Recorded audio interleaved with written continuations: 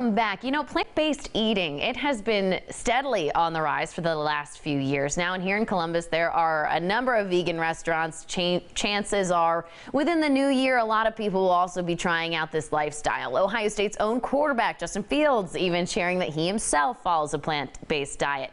But are the health benefits really that great? And how can you successfully ditch those meat and dairy products and then stick with it? OSU dietitian Dina Champion joining us now. That is the big question. You yourself, you are a vegan, right? I am, Hattie. Thanks for having me.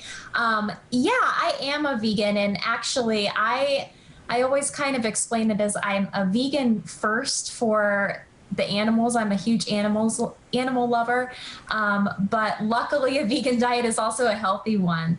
So yeah, I'm really happy to be here to talk about it. Yeah, your expertise really lends itself to that choice that you've made. So how do you do it? I mean, how did you start out being vegan? How did you implement those changes?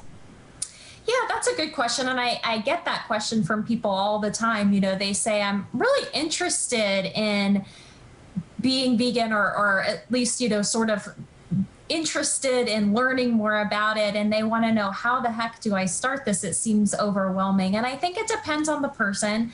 I prefer people try to do this kind of gradually. I think when you try to go from somebody who eats animal products every day and then overnight completely change to no animal products at all, I think is a little bit overwhelming for people and kind of can set you up for failure. So instead, I like people to try to maybe focus on a couple small things they can change at first. So maybe if you're somebody who eats animal products every day, maybe you start with one day a week. So I really like the whole meatless Monday. So maybe you start with Monday is your day to be meatless.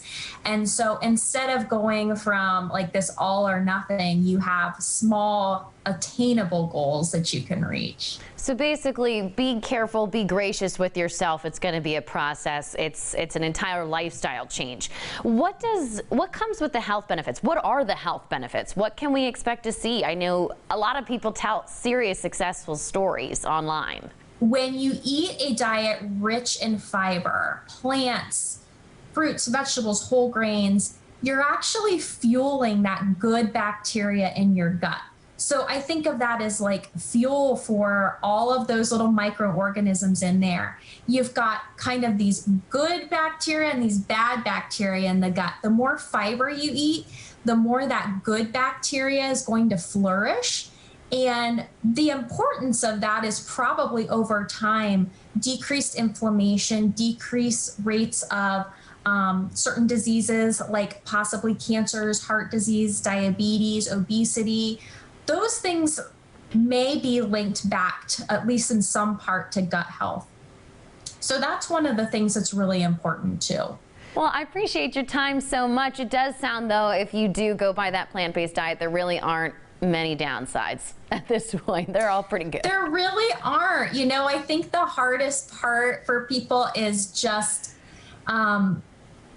kind of shifting what they're already doing. I think we, you know, as Americans, a lot of people I hear, they do like the meat, starch, and veggie for dinner. And so it's shifting into what else can I, you know, what else do I like? It's maybe start by asking yourself, what vegetables do you enjoy? Even just start there.